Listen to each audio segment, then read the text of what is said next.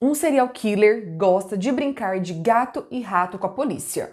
Me pegue se puder e você aterrorizará a comunidade em geral. Geralmente é a arrogância deles que os matam. Olá, investigadores! Tudo bem com vocês? Eu sou a Monique e sejam todos bem-vindos aqui no meu canal. O nosso caso de hoje é sobre um marinheiro assassino e ele é considerado um serial killer. Então fiquem aí comigo que vocês vão entender todo esse caso. Mas antes de mais nada, já deixa o seu like aqui no vídeo que vai me ajudar muito na divulgação. Se inscreva no canal e ative o sininho para receber mais vídeos como esse. Vou deixar aqui na descrição a playlist do Investigação em Série para que vocês possam maratonar os outros vídeos que já tem aqui no canal. Dito isso, bora para o nosso caso de hoje.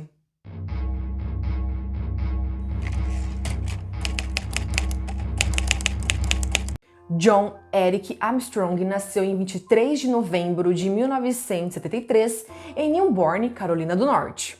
Seu pai era abusivo com ele e com sua mãe e chegou a abusar sexualmente dele quando era criança. Certa vez, o seu pai foi encarregado de ficar de olho nele, mas tinha coisas mais importantes para fazer. E o John, com apenas 2 anos de idade, caiu de uma janela e quebrou a perna. Quando o John tinha 5 anos, seu irmão mais novo, de 2 meses, Michael, morreu de síndrome de morte súbita infantil. E com isso, seu pai deixou a família apenas 4 meses depois da morte do seu irmão. E o seu pai, ele nem se preocupou em pagar uma lápide quando ele decidiu fugir para a Geórgia com uma outra mulher. E assim, gente, ele realmente sumiu, ele sumiu do mapa. E um pouco tempo depois, o John, ele pegou sua bicicleta, ele foi pro trânsito e ele falou para sua mãe que ele ia tentar se matar porque ele queria se juntar com o seu irmão mais novo.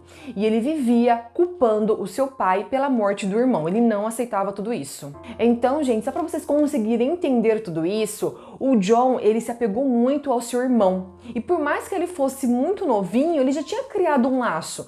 Então a morte dele o abalou demais. E quando ainda ele era criança, ele pescou, ele jogou Nintendo, beisebol e ele ganhou um troféu por um debate na escola.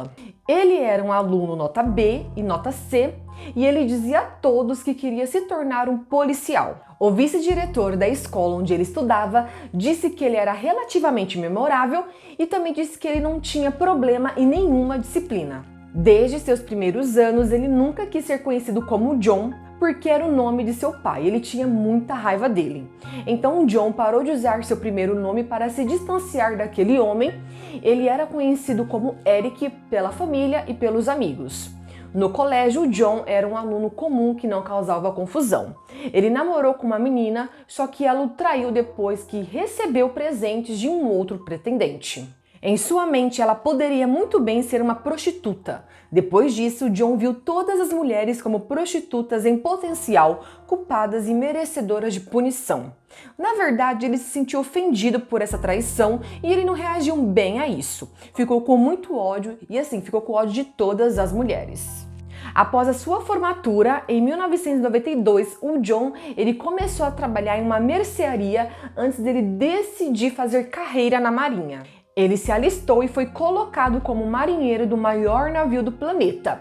O Nimitz é um porta-aviões nuclear norte-americano com uma tripulação de mais de 6.000 homens. E lá na marinha ele recebeu medalhas de boa conduta. Cada medalha representando a 3 e 4 anos de serviços honrosos. Ele também teve aulas de educação de segurança obrigatórias, incluindo uma que alertava sobre a procura de prostitutas. E na marinha ele conheceu a Kate, uma ex-nadadora que se tornou a sua futura esposa, e eles se casaram em 1998. Os outros marinheiros o apelidaram de Opie, por seu cabelo loiro avermelhado e comportamento muito tranquilo.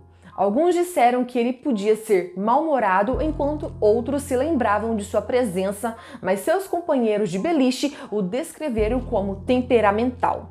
Ele era um suboficial de 3ª classe quando deixou a marinha e sua última tarefa foi como supervisor de barbearia a bordo do navio.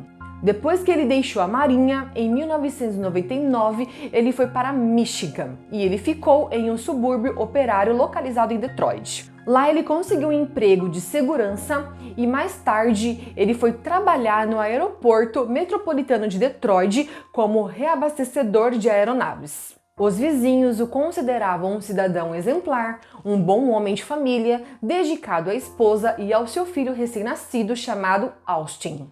Em 2 de janeiro de 2000, a polícia recebeu um telefonema dizendo que encontraram um corpo. E quem ligou foi o John, e a história que ele contou para os policiais fez com que os investigadores suspeitassem que foi inventada. De acordo com o John, ele estava passeando perto do rio Rogue, em Detroit, quando se sentiu mal do estômago. Ele se curvou na lateral de uma ponte para vomitar. Ele viu o corpo seminu de Wendy Jordan flutuando no rio.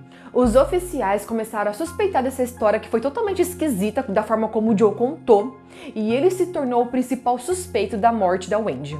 Ela foi assassinada no dia de Ano Novo, então automaticamente a polícia foi até os vizinhos do John e fizeram algumas perguntas para eles. E eles disseram que a única atividade em comum do John era sair 5 horas da manhã e voltar 1 hora depois. E na autópsia da vítima, mostrou que ela foi estrangulada até a morte e depois que ela já estava morta, atiraram ela da ponte. Embora a polícia tivesse evidências físicas, incluindo DNA deixado no corpo da Wendy, foi a atitude, o jeito do John que fez realmente a polícia suspeitar, porque o John ele ficou muito nervoso e não falava coisa com coisa. Vários meses antes, quando ele trabalhava ainda como segurança, ele preencheu um relatório policial falso, alegando que ele estava sendo agredido no serviço. E no final disso tudo, ele acabou admitindo que ele inventou essa história e ele acabou sendo demitido do emprego. Só que assim, gente, as evidências forenses não mentiram. Eles conseguiram coletar alguns materiais da vítima, como o DNA do esperma do assassino, fibras da roupa dela, que possivelmente ela tenha sido morta dentro de um carro. A polícia foi até a casa do John e ele deixou colherem fibras do seu Jeep e também ele cedeu uma amostra de sangue. Os resultados preliminares dos testes chegaram em março e mostrou sim relação entre a vítima, a Wendy Jordan, e o John. E com isso a polícia pediu a um promotor um mandato de prisão. Só que assim, gente, foi negado. Os promotores queriam um relatório oficial antes de prender o John e nessa época eles não tinham pressa em resolver apenas um único assassinato. E, gente, é nesse momento que a gente para analisar tudo isso. Como assim eles não tinham pressa para resolver um único assassinato? Eles não poderiam pensar que ele poderia fazer novas vítimas? Eles poderiam poupar tudo isso que ainda estava por vir. A Bonnie Jordan, irmã de Wendy, a vítima de assassinato que eu falei pra vocês, reconheceu que a sua irmã já teve alguns problemas com drogas e uma vez ela ganhava vida como prostituta. Mas no momento da sua morte, Wendy tinha 2 anos de sobriedade, sua família ainda não sabia que ela estava de volta na vida quando ela disse que ia sair na véspera de Ano Novo. Só para que vocês possam entender toda essa história, as vítimas do John eram prostitutas e a maioria exercia esse trabalho para sustentar o seu vício em drogas. O que me deixou muito pensativa nesse caso é que muitas das famílias não sabiam que elas estavam levando essa vida, ou então sabiam que tinham um histórico, um passado, mas não sabiam que estavam na ativa, que estavam trabalhando naquela época em que foram assassinadas. E, gente, as prostitutas, elas são alvos fáceis para assassinos e sádicos sexuais, porque elas entram no carro deles e ficam à mercê de homens estranhos. E para um assassino, psicologicamente assim falando, é mais fácil matar elas, porque estão ali no poder deles. No dia 10 de abril de 2000, os corpos de 3 mulheres foram encontrados. Elas eram a Kelly Wood, Rosemary Felt e a Robbie Brown. Todas foram estranguladas e encontradas em um pátio ferroviário de Detroit, mas estavam em diferentes estágios de decomposição. Para a polícia, analisando esse caso, eles não tiveram dúvida que se tratava de um serial killer. A Kelly Wood, a próxima vítima depois da Wendy, ela tinha ido para Detroit para se casar e construir a sua família. Ela era mãe de 3 filhos, todos com menos de 10 anos de idade, e ela tinha uma vida normal, trabalhadora, só que infelizmente ela se envolveu com as drogas. Então ela largou seus filhos por uma vida nas ruas porque ela queria alimentar o seu vício em drogas. A outra vítima, Kelly, ela estava em uma esquina de uma rua de Detroit e ela estava de salto, uma sainha bem curta, com um casaco de pele falso. E aí ela viu um carro, um Jeep, para ser exato, um Jeep preto se aproximando dela. Ela estava mais preocupada do John ser um policial, mas depois que ela se acalmou e viu que ele não era um policial, eles começaram a negociar um preço. Ela disse a ele para dirigir até um quarteirão e encostar em um beco. E antes dele sufocá-la até a morte, ele disse que odeia prostitutas. A próxima vítima foi a Rosemary, que foi assassinada cerca de uma semana depois de Kelly, e a última vítima foi a Robbie Brown. Em uma outra ocasião, o John ele ofereceu uma carona para uma mulher chamada Wilhelmina Draine e ele tentou estrangulá-la. Só que ela conseguiu escapar dele com spray de pimenta e ela foi pra polícia e contou tudo. E também, gente, uma mulher chamada Mônica, ela foi encontrada em uma beira de uma estrada em Detroit. E ela morreu pouco tempo depois de ser levada para o hospital e no final ela não conseguiu dizer a ninguém o que realmente aconteceu com ela. O sistema judiciário estava muito lento, mas como eles encontraram vários corpos dessas mulheres, todos esses acontecimentos chamaram muita atenção deles. Então eles começaram a rastrear este assassino. Primeiro, eles traçaram o perfil do assassino e o local onde era o alvo que ele atacava essas mulheres. No mesmo dia que eles encontraram os 3 corpos dessas mulheres, eles foram até outras prostitutas, então eles fizeram uma força-tarefa e foram perguntar, foram atrás de alguma pista que levasse atrás desse homem, desse assassino. E elas disseram para a polícia que tiveram alguns encontros desagradáveis com um homem chamado John, que ele tinha cara de bebê e ele era musculoso. Elas falaram também que esse homem tentava estrangular elas logo depois que faziam sexo com elas em seu Jeep. É óbvio que com esse depoimento, com essa informação que a polícia recebeu, eles associaram esse homem ao mesmo da ponte lá do início que eu falei pra vocês. Então, no dia 12 de abril de 2000, a polícia localizou o John e o prenderam. E o John contou à polícia que sua primeira vítima foi em 1991 e entre 1993 e 1998 ele assassinou 11 mulheres, todas prostitutas. Nessa época ele ainda era marinheiro. Ele afirmou ter matado em Seattle, Washington, Havaí, Hong Kong, China, Carolina do Norte, Virgínia, Tailândia e Singapura. Só que assim, gente, o John disse ter matado 18 mulheres. Só que foi confirmado apenas em Detroit 5 assassinatos. Em outras cidades que ele disse, a polícia ainda tinha muitas dúvidas, mas eles conseguiram confirmar que em Singapura, Havaí e Washington não tinha nenhum assassinato não resolvido.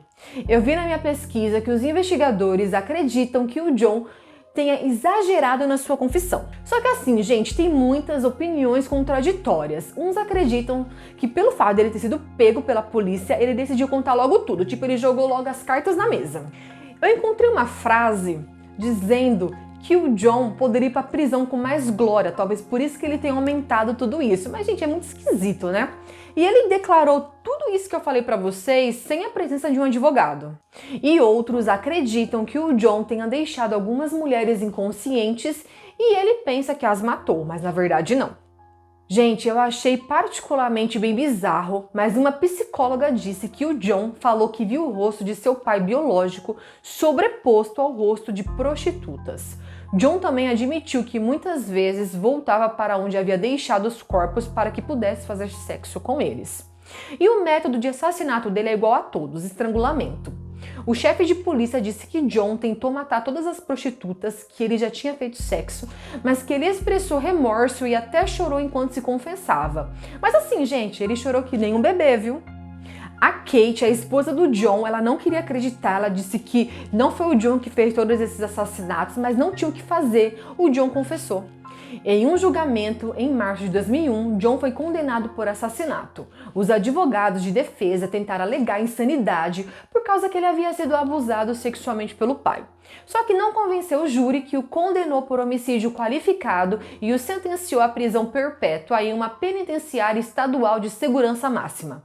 Durante os argumentos finais no primeiro julgamento, a promotora ergueu o braço, olhou para o relógio e disse que o patologista disse que levou pelo menos 30 segundos para que o John estrangulasse o Wendy George e talvez até mais.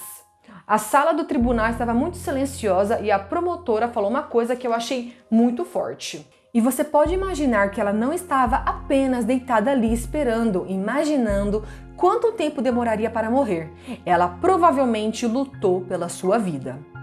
O John não demonstrou emoção e ficou quieto enquanto o veredito era lido. O seu único comentário para a mídia foi apenas um: desculpe. É isso aí, investigadores. Esse foi mais o caso de hoje. Eu espero que vocês tenham gostado. Deixe aqui nos comentários o que vocês acharam desse caso. Já ouviram em algum lugar? Não se esqueçam de deixar o seu like, que vai me ajudar muito na divulgação, e se inscreva no canal. Vamos se ver então no próximo vídeo. Até mais, investigadores!